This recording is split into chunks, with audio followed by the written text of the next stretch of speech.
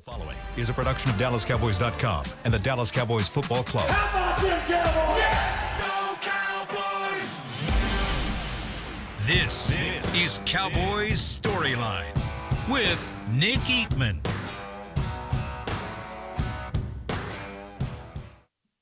What's up, everyone? Welcome to Cowboys Storyline. I'm your host, Nick Eatman, here Thursday, October the 3rd. And we want to hear from you. As always, it's your show to kind of sound off a little bit. I know yesterday's show was interesting, especially at the end. I got to remember, everyone's got different thoughts on how this thing should be done.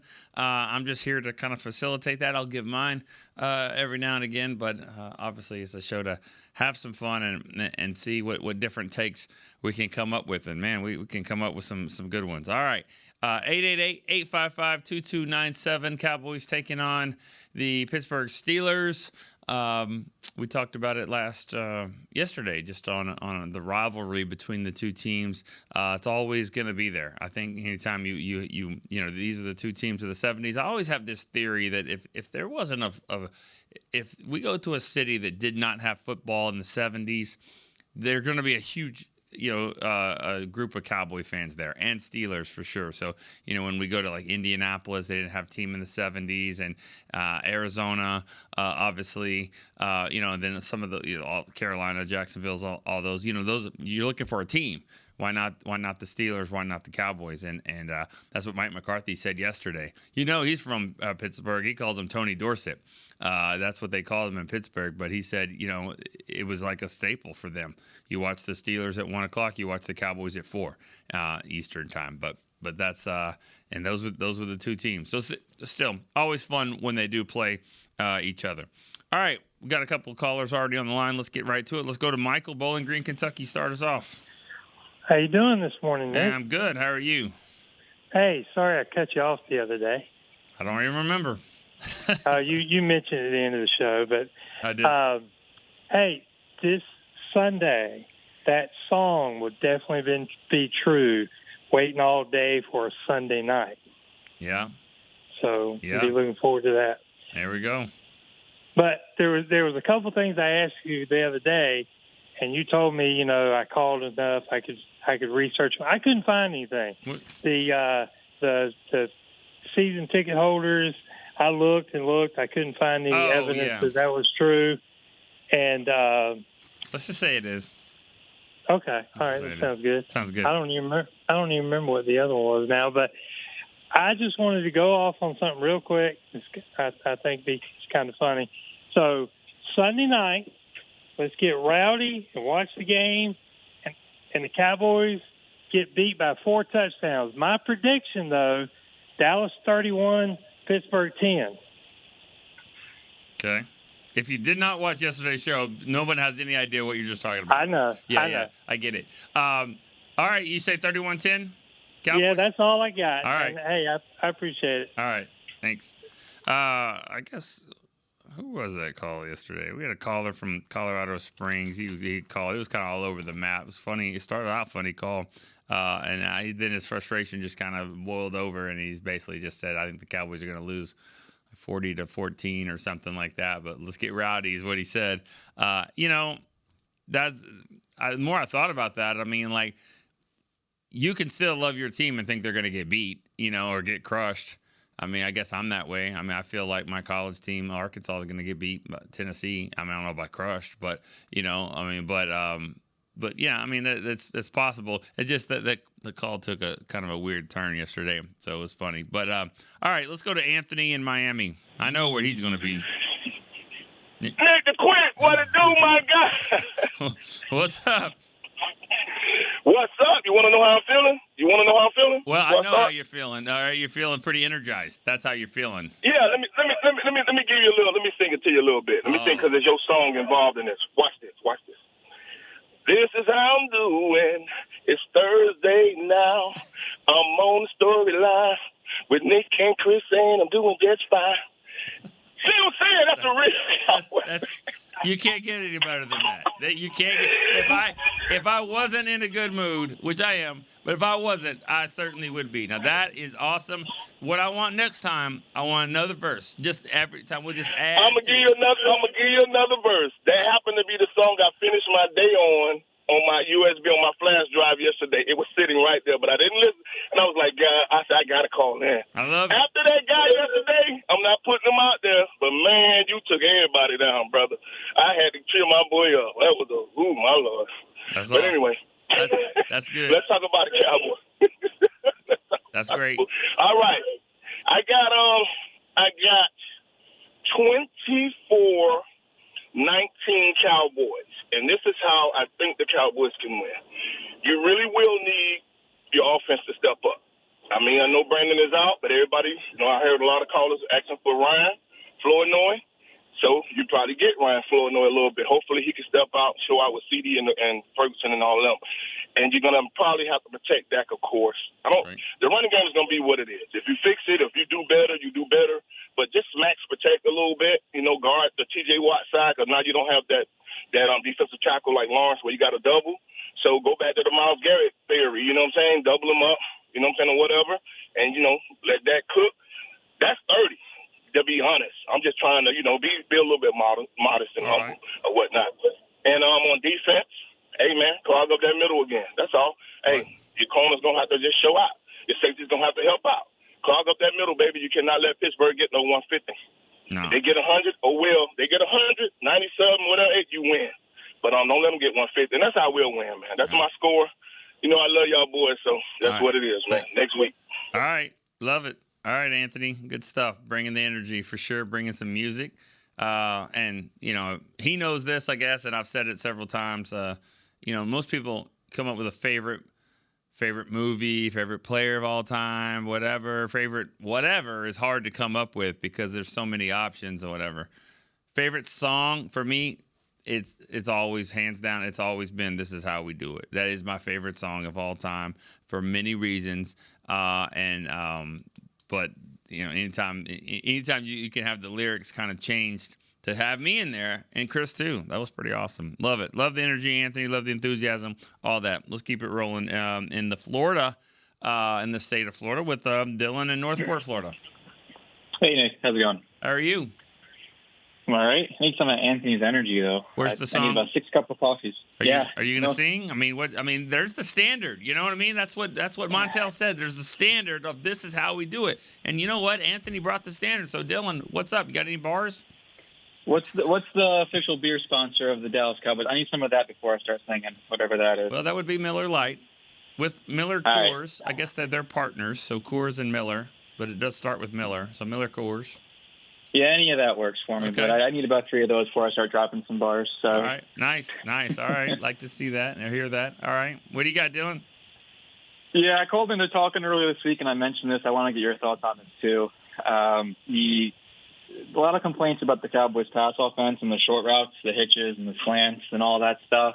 And I don't think it's like a lack of creativity. I think what the issue is that teams are sitting back and Mel Kiper's favorite too-high shell coverage all day. They're not letting you push the ball down the field.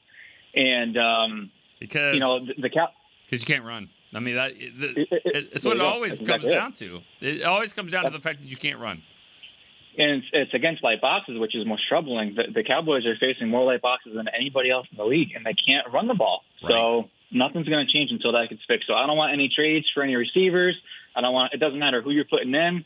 None of that's solved until you fix the run game. And I think it'll get better as the season goes on from a run blocking standpoint. But we got to figure out the running back situation. We got to figure that out in a hurry. Yeah. Steelers over Cowboys I'm picking this week. Too many injuries on the defensive line. Makes me nervous. 27-20 Steelers. All right, Dylan. Got cut off quick on that. All right. Yeah, I mean, it's chicken and egg. Can they not run? Can they not throw deep? Because they can't run.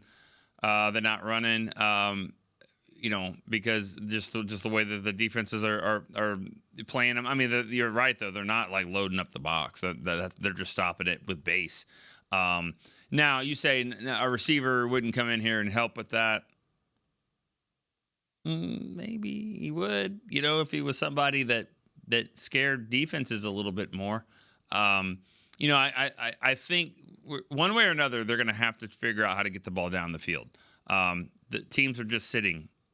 They're just sitting on the routes. They're not letting. They're not letting them. They're sitting on the short stuff. They've got the safeties deep. They've got to figure that out, and that's why I think Ferguson's going to continue to do well over the middle. But they have to extend that. It's not a 50-50 ball anymore when you throw it deep. It's not either he catches it or it's incomplete. It's not. You have to factor pass interference, especially the way they call it now. And I think you have, when you throw the ball deep 40 yards down the field, I think there's a better than 50% chance that the ball's going to be there at the 40-yard line. Either he catches it or it's PI. I think that's better than 50%. And what are the other percentages? Batted down, okay. Interception, not great, but could be almost like a punt if you can get the guy tackled there. So not the worst things in the world of throwing the ball deep, getting it down there. Be careful. Minkah Fitzpatrick's pretty dang good. He's back there waiting. But either way, I still think they've got to do that. They've got to figure out a way to open things up a little bit more. And that means, if it's in Jalen Tolbert, Jalen Brooks, Turpin. How about, Turpin does a lot of east-west stuff. How about some north? I mean, he can get down there too. So anyways, one way or another, they're going to have to try to push the ball down the field. Lines are open right now, 888-855-2297. You know what? Not too early to take our first break. Get one knocked out. Get it out of the way. Let's do that here on Cowboys Storyline. We'll be right back to take more calls. Cowboys fans, when it comes to navigating the ever-changing world of tax, your business needs a partner it can trust to tackle even your biggest tax challenges. Ryan is the largest firm in the world dedicated exclusively to business taxes. Our team of tax professionals has local expertise in all areas of tax and can help you uncover savings opportunities you didn't know you had. Learn more about how Ryan can improve your overall corporate tax performance by visiting Ryan.com. Ryan, the official tax partner of the Dallas Cowboys. Hey y'all, Matt Pittman of Meat Church here. With football season kicking off, I'm already gearing up to bring the smoker back to AT&T Stadium for some epic tailgates. But with that Texas heat, it's crucial to keep my beer hand cramping cold. That's where Yeti's insulated Colster can cooler comes in clutch. This year, you can even get them with the iconic star engraved on the side. Licensed Yeti Cowboys gear is now available at Stadium Pro Shops, concessions, and on Yeti.com. Check it out today. Yeti, official cooler and drinkware of the Dallas Cowboys. We got big personalities. We got big hair, big belt buckles. We got fans all across this big state and enemies in every other one. We even got a big star on the 50-yard line. Smirnoff knows football is a we thing, an experience that is best enjoyed together. With good drinks and good folks home or away, we rally together. We cry together. And we always rally cry together because, most of all, we got big love for them boys. Smirnoff, we do game days. Please drink responsibly. Back to Cowboys Storyline. All right, let's get started again here on Cowboys Storyline. I already had a few calls. Energy seems pretty high. I like it. Let's keep it rolling here. We got a first-time caller. We got Brian. He's in the DMV, which is over there, Maryland, Virginia, D.C., that whole area there. Brian, what's up? Hey, man, what's going on, man? How you doing? First-time call? Yes, sir. First-time call. You know what that means? Here we go. Here we go. Here we go. That's it. What's on your mind? Man. Hey, man, I just wanted, talk about, that the whole running thing, man. I think they should bring Dalvin Cook up, man. See what he got. You think? Yeah, I think they should because, one, I feel like we're not using Deuce Vaughn to his advantage. Like, if I'm going to use Deuce Vaughn, I'm going to use him as a slot receiver because of his quickness, how shifty he is. Hey, I mean, you are the preacher. I'm the choir. Everyone else is there too. Like we're with you. I don't know what the problem is. Yesterday, Dalvin Cook did not practice. He was sick, and of course that just how many jokes do you think came from that? Sick of what? Sick of being on the practice squad? Sick of it being asked when he's going to play? Blah blah blah blah. Either way, I don't think he's going to play this week. But I don't have an answer for you. I'm tired of that one. I don't know, because I would imagine you're last in the league in rushing. You brought him in to see if he could help you, and you need some help. I'm with you. I can't imagine this is going to go on too much longer, but we'll see. I don't know what's holding him back. I really don't. And then it's also. I mean, we have a good receiving core. You gotta get Cooks. You gotta keep Cooks cooking. He don't have that speed for no reason. You know what I'm saying? And I mean, I hear age and all that, but Cooks still got it. We can't just try to lay everything on the line for CD. I mean, that's what we beat ourselves in the head at, because it's just like whenever they're doubling and tripling CD, then now we got to force the ball to other receivers. Let's get everybody acclimated and let's, get the ball moving. So because everybody's shadowing and focusing on CD, because that's who we say all day, CD, CD, CD. Well, CD's just not the team. And I love the guy, but it's just that it's kind of like, kind of been, to me, feels like, hey, coaches, y'all kind of been stingy with the ball. I mean, if you're going to line them up, and then also use Turpin in the receiving core. Like, these are easy fixes without this run. Yeah, sounds familiar. I think I just said that about Turpin. But you said that about Cooks. He needs to cook.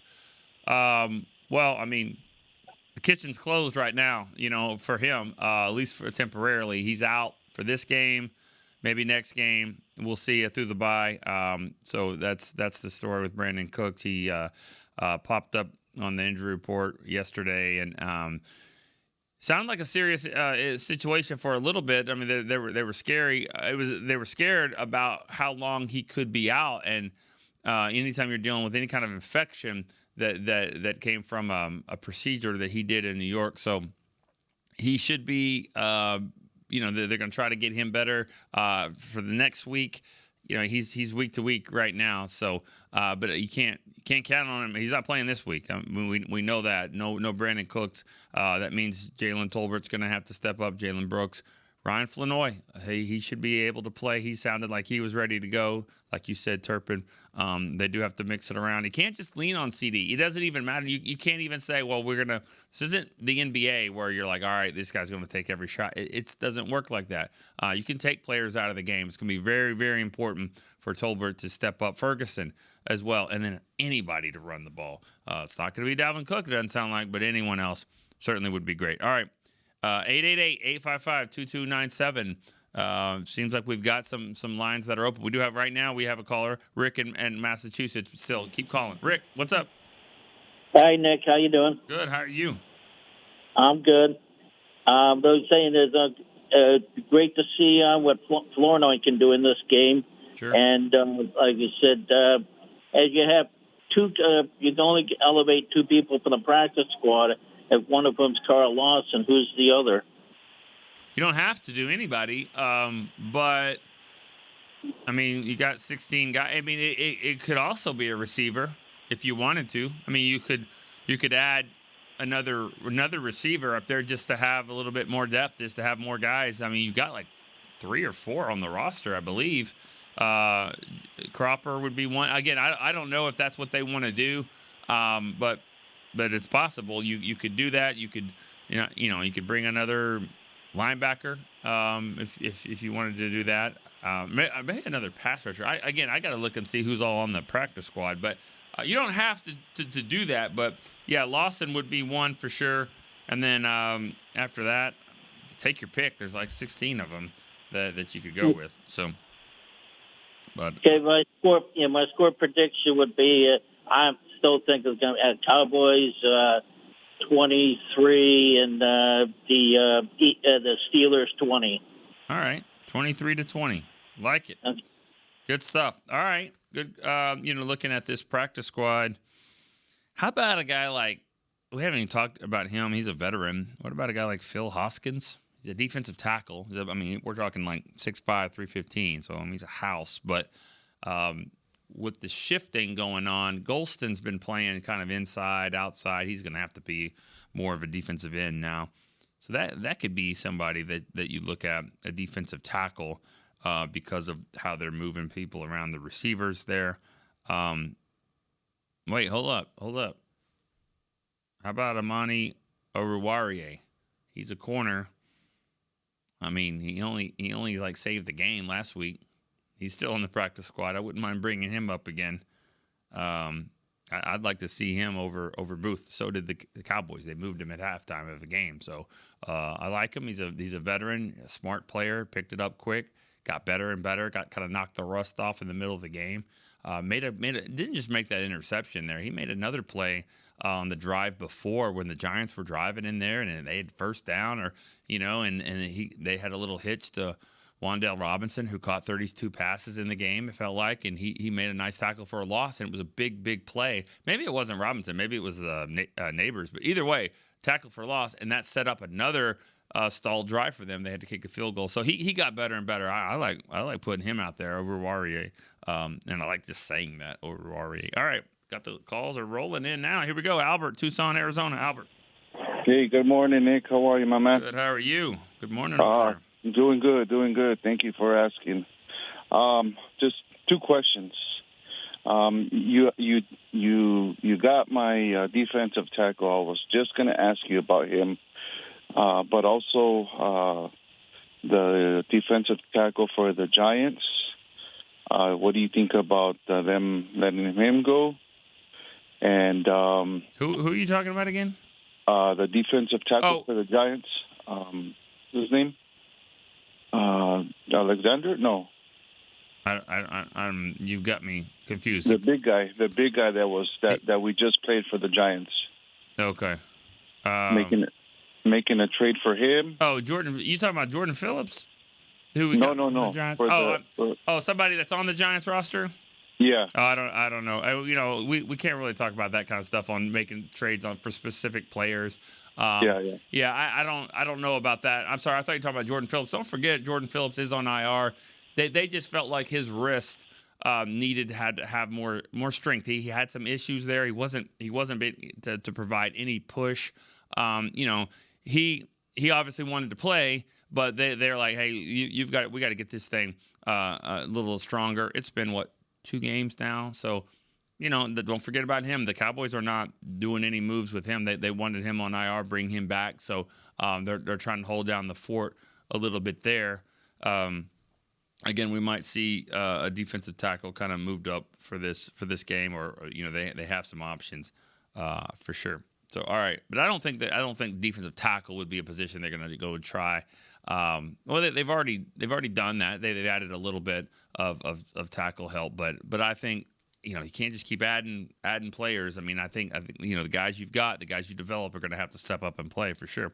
All right, let's go to Anthony. He's in New Jersey. Anthony. Hey, Nick. How you doing? Long-time listener, first-time caller. Appreciate you guys. You guys do a great job. Here we go. I have a question about the Cowboys' run game over the last 2 years. Is it scheme? Is it not? Is this that they don't have talent at the running back position, or is it just the old lines? They're just not winning their blocks. I mean, yeah. It seems. I just think that if this team could have somewhat of a running game, it'll open up more in the passing game for Dak and CD. I totally agree. I have a theory on that. I'll answer that after your next question or point. And the whole Brandin Cooks thing. I mean, everybody thinks Dallas should go out and get Devontae Adams. People keep saying it. You watch all these ESPN shows. I disagree. I don't think it'll help. I think this team needs help in other areas other than receiver. Yeah, they do need another receiver, but bringing in Devontae Adams, I really don't think it's a good idea right now. And I just want to hear your opinion. But thank you so much for the call. Yeah, I again, just like the last caller, and this is the sticky point of this show. Because I say it all the time. This is a fan show. This is y'all's show. I really want y'all to be able to open up and say things and talk about some stuff. And I get it. And this is a topic that people are talking about. I'm watching a show. I see it on ESPN right here, and I see the same thing being talked about. And I understand that. The tough part for us, and I hope people understand, is just that when you work for the team and you start talking about scenarios that everyone's talking about, and then if they did happen, then it kind of can go back to the team as like, wait, this was in the works all along. Their own shows were talking about it. They talked about it on their website. And so this they've been dealing with this. They've been dealing with this, and it's tampering and all that. So that's why I really can't get into that. What I can talk about is a need at receiver or a need at any position, and what you should go do to get that. So from a just from my stance, I would say the Cowboys do need some help at receiver. I would be open to any player out there, but I would say that it has to have a view. Depending on what you give up, you have to be able to have some kind of vision for 2025. You have to have some vision there. It can't just be a rental player. I'm laughing just because I mean it's everywhere, and I get it. Why wouldn't y'all talk about it? So I'd be open to any player that's out there that their team wants to trade. I'd be fine with that. I also think though that it has to work out as far not only financially, but you need to be able to figure out something for next year, because you're giving away draft capital and you really need that. You really need those draft resources. But if there's a player out there, I wouldn't be opposed to any of that. I think the Cowboys need a shot in the arm. I think the fans need it. I think this season needs it. And I think you could, I'm not always big on mid-season trades, but I've seen them work. I've seen them not work, but I have seen them work. And so, I've seen them work with one specific player who also is being talked about of coming back. Wouldn't be opposed to that either. All right, let's keep it rolling with Travis, San Antonio. Nick, happy Thursday to you and Chris. What's going on? Thanks, man. How are you doing? Doing good. End of the week. I heard that you got the discussion that's been going on, and I know it's been going on. Of course, I'm sure like on Twitter and everything. Oh yeah. I kind of disagree in the fact that I don't think we really need wide receiver help. I think we have plenty of weapons. To be honest with you, I just think we need to do Mike McCarthy and the staff need to do a better job of putting those guys in a position to make plays, because I've seen people talking about already. I know it's camp, but everyone, again, it was camp, and everyone was saying oh, Cooks is having a great camp, looks great, looks quick, looks fast, all this stuff. And then 4 weeks, they're like, yeah, this guy's washed. He's lost his leg. I'm like, I don't think he's lost his legs in 4 weeks. It's just he's doing a lot of comebacks and curls. It's I know one of his best routes, that David of Fort Worth has said is his corner route. Yeah. I don't think they've used him in the correct way. And then everyone, and I get it, everyone talks about Flournoy and bring him up. And it's my point to that is that's great if you're going to use him, because you can't have Turpin having a touchdown in one game and then the very next game he gets 0 targets. Right. That doesn't make any sense to me. So I think it's more of I think we have the weapons. They just haven't quite gotten in the groove of being able to utilize these guys in the right ways. So that's one point. And the other point for the game this week is that I'm looking for is I'm curious if we see more of that double A-gap look with both linebackers in the A-gap with Overshown. Mm-hmm. And maybe they can use him a little bit as a nickel rusher, not a defensive end, but just in some pressure packages, maybe expand his role, because I think, like you said, I think you made the point a couple days ago, because I think too, they're going to have to heat him up a little bit and kind of mix it up, without having, because you can't replace Micah and Tank. So I just want to see what you thought on those 2 points, and have a great week. Yeah, thank you. I agree 100% on Cooks when healthy. Again, Cooks isn't healthy right now. Thanks for the call, Travis. Cooks is when he does get back, I think that they do need to utilize him in that way. He's not a possession guy where he's going to just catch the ball and in traffic and then break tackles and go drag people for first down. I mean that's not his game. That's not what he is. He's not Jarvis Landry like that. It's a guy I think of, that type of guy. He needs to stretch the field. He needs to be a playmaker. That'll open up things a little bit more, for the underneath stuff, the tight ends, all that. So I'd 100% agree there. But that's irrelevant right now and this week, next week, because Cooks isn't going to be here. So those guys do have to step up. As for like Overshone, they've got to utilize their juice players. He's one of them. He's a wild player, catalytic, game changer. He needs to be that kind of guy. He needs to put him in situations where he can be that difference maker. So I'm all for that. And like I said yesterday, give Fields. I mean, this is going to be a look they haven't seen. They just haven't seen it, because the first thing you do when you get to the line of scrimmage as a quarterback, you have to find 11.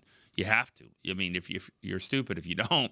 I mean, you have to find where Micah Parsons is, and so he's not there. So what the point is they're going to have different looks.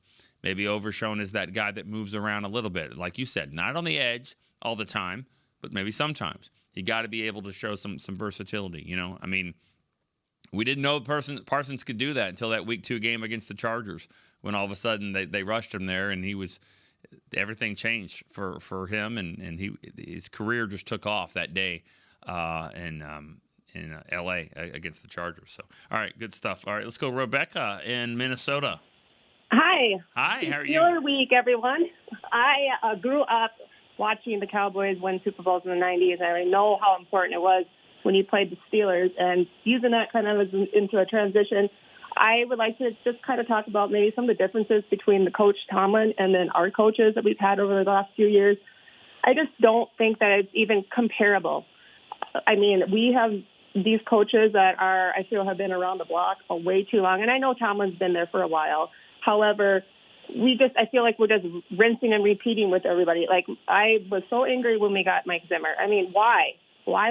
And McCarthy, again, why? I don't feel like these are the types of coaches going forward that are with these teams that are winning. They're young people. They're young coaches with these great new ideas and these schemes that our old coaches just don't even seem to have comprehension of how to defend. And it leads to bad clock and time management. I just don't think that some of these small decisions that are getting made are even on the same level. And even if players were to get healthy and we were to get rolling, when it comes down to it, I just don't think that we have this coaching staff that can just put us over the edge. And that's kind of my thoughts. I just don't know how anybody else feels. I'm just kind of wondering what you thought about that going forward. Nice. I do like Al Harris that we have. I think he's great. Going young, he seems to be a coach that players really want to rally behind. And I was saying, I just feel like our coaches just are not on the same level as some of these teams that have been winning Super Bowls consistently. So thank you. Have a good day, everyone. Thank you. Wow. Bringing the heat. If I had my Yeti, that would probably be our hot take of the week. It's good stuff. I mean, I can't necessarily disagree with you on that. I know there's a kind of growing thought there that maybe they need to adapt a little bit more of the new styles, younger, concepts and things like that. I like bringing in Zimmer. I thought that was fine. The jury's still out on that. Let's not forget some of the injuries that they've already had here, and again, that's not excuses. They're reasons of you can't just keep having multiple injuries like that and think that it's going to be fine. But you could make the argument just even when they were healthy against the Saints that they got out schemed and out coached in that game. So again, 1 month into the season, jury's still out a little bit on all of that. But hey, that's a fair point, and that's a thought. You're seeing a lot of these young, innovative coaches, and then you kind of see coaches here that are a little bit older that have been here before and come back, and that does sometimes that works, sometimes it doesn't. So we're still going to find out if that is what's working here for this team. All right, let's go to Rob in Vegas. Hey, Nick. Hey, Rob. I totally agree with the last caller about Mike McCarthy. Yeah, I agree, especially on the offensive side. Mike McCarthy doesn't scheme his players open. It's like he just says, you line up, and you make it happen, where good offensive coaches, no matter who the players they have, they still try to scheme them open. And that's one thing he doesn't do. And bringing in Zimmer may work, but it probably won't because you're only giving him a year. Yeah. So by the time this team, the defense says, "Oh, I think I got it," he's gone because they're all going to be gone. So he was set up to fail immediately. Looking at this game, they have to win this game. This is the game they need and they should win, especially when you see what's coming down the road. Lions, 49ers, Falcons. They're not going to be favored in any of those games. Right. Pittsburgh, listen, Justin Fields don't scare anybody. He's an average quarterback. So, and Pittsburgh doesn't score a lot of points. And I know we're missing Micah and Lawrence, but you have to pull this game out. This is where the offense needs to score, to me, 24 to 30 points. It's time to get Turpin on the field. We're wasting this guy. He may be a dynamic punt returner, but he doesn't get the return punts. Everything's fair catches. He's the only guy with juice out of the wide receiver group. Get him in the slot, move him around. I don't want to hear about Deuce no more. I definitely don't want to see him in the slot. He's 5'5". You know how hard it would be to Dak to find this guy down the field? No. Get Turpin on the field. Losing Cooks may be a blessing in disguise because I doubt he's going to be back next year, number one. Number two, let's see this young kid, Flournoy, maybe bring some, juice to the field. Because that's what this offense has. Right now, they're just stagnant. They just look dull. The running game, hasn't been great, but they've been also getting blown out, which takes the running game right off the table. And I thought against the Giants, they actually ran the ball good, but Mike McCarthy doesn't stick with the run. He says we're going to run, but he's full of it because he just doesn't stick with it. And I'm not talking about running every down on first down because that's one thing I don't want to see. But I thought Rico and Zeke were running the ball good. Unfortunately, our left tackle was getting holding calls on all the good runs. But no, this is a game they have to win. I think they pull it out like a 24-20 victory. Yeah. Because you have to win this game, and then you have to hope you steal one of the Lions, 49ers, or Falcons game. You cannot lose this and then go into that. Yeah. So I could see it happen. Devontae Adams, we don't need Devontae. We already have Devontae Adams. His name is CeeDee Lamb. Now, the other guy, Amari Cooper, I know he's not coming back, but that's who you need. You need a second guy that team say, hey, we got to worry about this guy too, where right now they're not worried about anybody we have.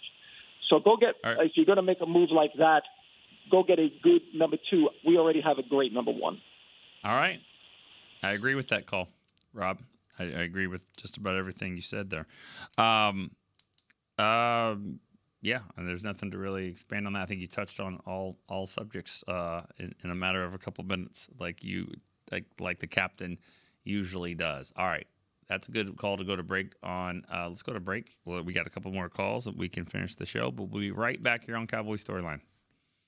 Discover Aiden, the official luggage partner of the Dallas Cowboys and Dallas Cowboys cheerleaders. Known for top-tier engineering and craftsmanship, Aiden offers more than just bags. Originating from Australia and designed in New York, it merges fashion, design, and culture. Used by Dallas Cowboys players, staff, and the entire organization, Aiden provides style and functionality for all travelers. Visit AidenTheBrand.com and use code AidenXCowboys for 25% off your purchase. Travel like your favorite stars with Aiden. Alltech Lansing has been perfecting sound since 1927, bringing you decades of audio excellence to elevate your Dallas Cowboys tailgate ritual. Equip your next pregame with the Sound Rover 180 with 6 hours of playtime, built-in microphone, multicolor light modes, and a rugged exterior that's built to last. Visit alltechlansing.com/Cowboys15 for 15% off your Sound Rover 180. That's ALTECLANSING.com/Cowboys15 for 15% off. Alltech Lansing, official audio partner of the Dallas Cowboys. Back to Cowboys Storyline. Frisco Oktoberfest returns for its 5th annual celebration at the Star in Frisco Saturday, October the 5th from 11 a.m. to 9 p.m. That's all day long. Enjoy German cuisine, traditional Oktoberfest games, live music, entertainment all day while sipping on Oktoberfest beer. Join the Star in Frisco for a full day of festive fun. It is October. It is that time. All right. It's also the second month of the season, which means we've wrapped up September, which also means they give out awards for Players of the Month. And I know you guys wouldn't think the Cowboys have one, but they do. September Special Teams Player of the Month. It's going to be announced here in a few minutes. It is Brandon Aubrey. Surprise, surprise. Second time he's won this award. First time in Cowboys history they've had somebody win a monthly award 2 times. Well-deserved, of course, 12 out of 13 field goals. He's hit 2 60-yarders, including a 65-yarder. He's been amazing. His kickoffs have been amazing, everything that he's done, other than that 52-yarder with the time running out and running down on the clock, which I don't really put all that on him. But either way, he's been outstanding. He's kept them in games. I mean, and yet you can say it. Here, I'll pause for you guys that are at home to say it. Okay, because what you just said was, boy, it's really bad when our best player is a kicker. Yeah, I get it. Yeah, it's not great. It's not what you want. You don't want him leading the pack. But you know what? It's pretty awesome when he is doing what he's doing, because these are close games. They're going to stay close, and you got to be able to have a guy make your extra points, make your field goals in the 30-40 range. And then when they try a 50, 60-yarder, he's making them. He's making them and not putting the defense in bad situations. And then he goes and kicks off and putting them exactly where they want him to be. So he's been about as perfect as you can be. And in a season in a league like this that's designed to be equal, you got to have your kicker do that, and he's done that. So shout out to him. All right, Bob in Rio Grande Valley is our next caller. Morning, Nick. How you doing, buddy? Good, Bob. How are you? Great show. Thank you. I want to go on the record as being in total agreement with your last caller. And I'm talking about the offense. Yeah. Turpin, since we got him, this guy had the potential to be a wide receiver. Yet still, McCartney's reluctant to use him. And they just drug their feet in doing so. And finally, now they're waking up. Am I the only person in the world besides Nick Harris that realizes that we've got a great asset on that team that we're not anywhere utilizing one half of his talent? And I'm talking about Hunter Lipke. You look at what that guy did at South Dakota. They played him as fullback. They played him as halfback. They threw to him out of the backfield. They played him as a tight end. Hell, they even played him as a wide receiver. And the guy excelled in everything they asked him to do. Time out, Bob. He was at North Dakota State, and I only bring that up because so was Trey Lance, and Trey Lance did all of those things as well. Trey Lance was amazing. So I'm just saying there's a difference in the competition and where you're at. I understand that, Nick. Nobody drafted him. Nobody drafted him. Let me tell you what. Go ahead. Tell me what. If they will take and run this boy with the ball out of the damn backfield, we will have our problems to our running game solved. We won't be talking. That won't be an issue next Monday. I promise you. Okay. McCartney needs to wake up and come out of the damn Stone Ages and join the 25th century, the 22nd century, the 23rd century. But he needs to get out of the Stone Age with his play calling. And with that, have a great weekend, and thanks for taking my call. Thank you. I don't like correcting people, but when I hear it twice, and I feel like I need to. McCartney was with the Beatles. McCarthy is the head coach of the Cowboys, but that's okay. I hear what you're saying about Lipke. I'm not disagreeing with you. Again, I call him Thanksgiving. You just keep adding stuff. Just put stuff on his plate. He's doing it all. He's doing it every single time, and I think they're doing it at the right pace. He's doing a little bit of the tight end stuff. He's going in motion. He's showing that he can be an H-back. He's getting the ball on the inside. He got a little bit on a toss. He's still doing his special teams thing. It's working. It doesn't necessarily mean that he needs to go get 15, 20 carries. And I just, I understand you could have made that argument and say, well, Tony Romo did that at Eastern Illinois. That doesn't mean he's going to be good. Well, it took him 4 years to figure out the NFL and start playing. My point is, and Stephen Jones, I give Stephen credit for what he said on the radio the other day. They said, hey, did you know that Hunter Lipke could do this all the time? And he said, no. We would have drafted him. And somebody in the NFL would have drafted him if they thought he could do all this. Micah Parsons is not getting picked 12th overall if people thought he could rush the edge like that.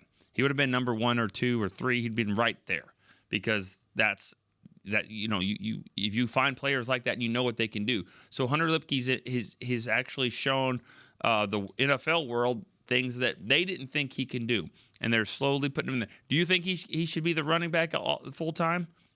Maybe. I mean, what else you got? Nothing else that seems to work. So I'm fine with it.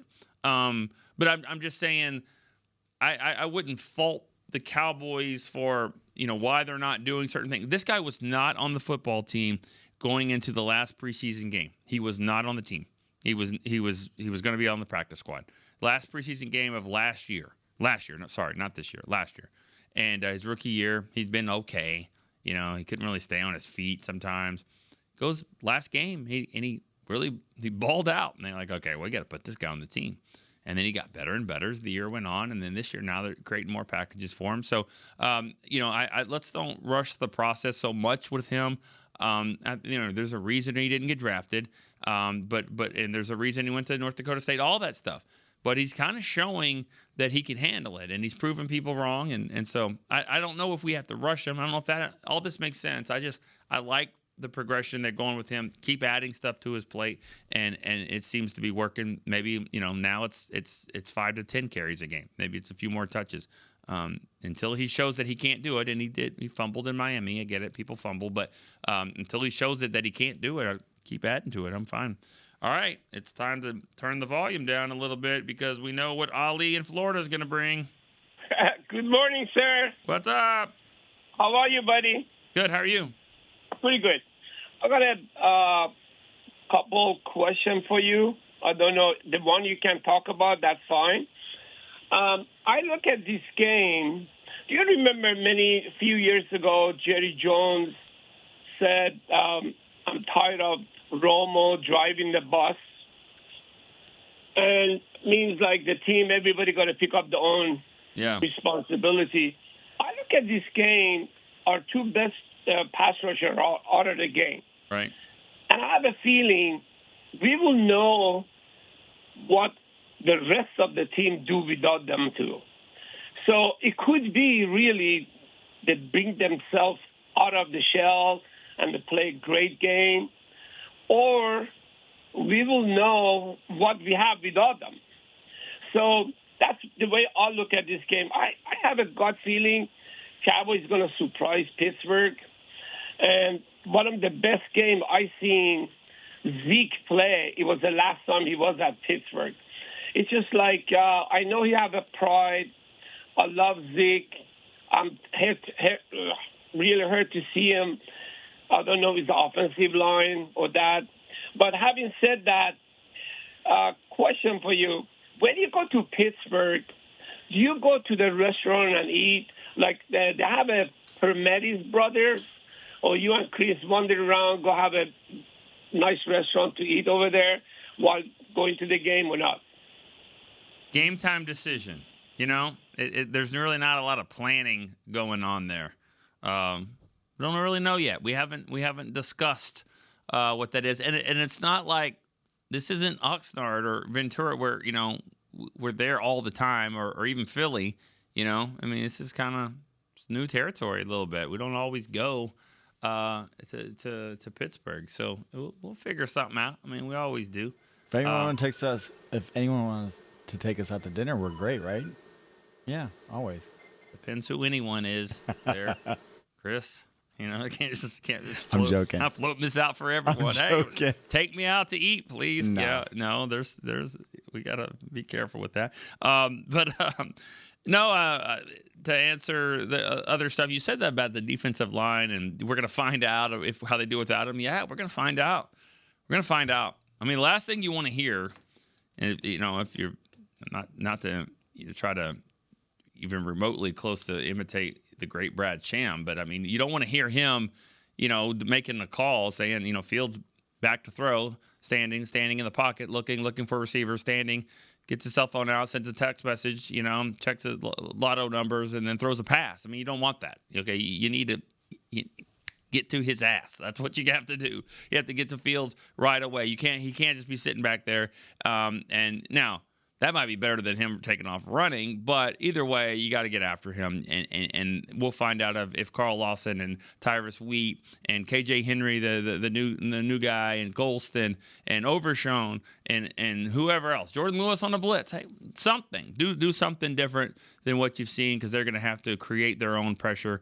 And I thought Jordan Lewis said it perfectly earlier this week. He said, we can't replace these two. You can't replace them. You have to supplement different creative ways to go and get after the quarterback, and that's what they're going to have to do. And I think it'll be interesting. This is going to be a great matchup. Like Rob in Vegas said earlier, you have to go win this game. He said because later games, you're going to have to steal some wins.